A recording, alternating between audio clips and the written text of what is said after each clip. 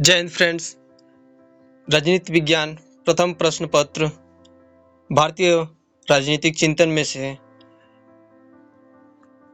Assignment अध्यास, जिसमें कौटिल्य पे लिखना है, जिसे हम आपको बताएंगे कि उसके अंतर्गत क्या क्या लिखेंगे। तो चलिए शुरू करते हैं। तो आप पहले शीर्षक ले लेंगे कौटिल्य।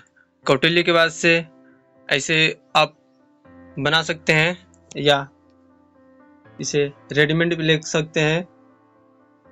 उसके बाद से यहाँ अध्यास लिखकर, उसके बाद शीर्षक यहाँ लिखकर, यहाँ पे निर्देशक कि कौन दिए हैं, यहाँ पे प्रस्तुतकर्ता कि कौन प्रस्तुत कर रहा है। उसके बाद से ये होने के बाद आप नीचे आएंगे। उसके बाद से नीचे यहाँ अपना अनुक्रमांक रोल नंबर डालेंगे। यहाँ रोल नंबर डालने के बाद से उसके बाद से अपना विषय डाल देंगे, राजनीति विभाग। उसके बाद से अपना सेमेस्टर डाल देंगे, बीए षष्ठ सेमेस्टर। उसके बाद से सत्र डाल देंगे 2024। उसके बाद से आप देखेंगे इसके अंदर हम क्या लिखना है। इसके अंदर लिखने के लिए चलिए नीचे स्क्रॉल डाउन करते हैं। प्रस्तावना में आप प्रस्तावना लिखकर उसके बाद से कौटिल्य के बारे में बताएंगे और उसके बारे में ये बताएंगे कि हाँ, इसके अंदर हम क्या क्या लिखेंगे, वो पूरी प्रस्तावना में लिख देंगे। उसके बाद से ये प्रस्तावना ऐसे हो जाता है कि कौटिल्य विश्व के महानतम विचारकों में गिने जाते हैं, और इसे ये पूरा टोटल लिख सकते हैं। चलिए अब बस हम आपको दिखा देते हैं कि कैसे लिखना है। उसके बाद से आप कौटिल्य का एक परिचय में भी आप कौटिल्य का मूल नाम, उसके बाद से उनका जो भी होगा कि कैसे उनका नाम पड़ा था, उनके पिता के चाणक्य के नाम पे चाणक्य पड़ा था, और उनका पहले का नाम विष्णुगुप्त, उसके बाद से उनका कौटिल्य कैसे नाम पड़ा, ये सब इसमें वर्णन करके कि वहाँ कहाँ के थे। उसके बाद से आप यहाँ नीचे आएंगे कि उन्होंने कौन सी पुस्तक लिखी, तो उन्होंने अर्थशास्त्र नामक पुस्तक लिखी। वो अर्थशास्त्र पुस्तक किस पे है, तो ये भी बता सकते हैं कि अर्थशास्त्र पुस्तक उन्होंने लिखी थी, और ये पुस्तक राजनीति विज्ञान पर आधारित है।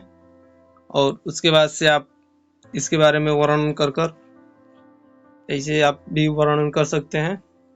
उसके बाद से आप उनके सप्तांग सिद्धांत जो है, राज्य के सप्तांग सिद्धांत भी आप लिख सकते हैं। उनका सप्तांग सिद्धांत लिखकर उसके बाद से सप्तांग सिद्धांत के सातों सिद्धांत को वर्णन कर दीजिएगा, थोड़ा थोड़ा लिखकर।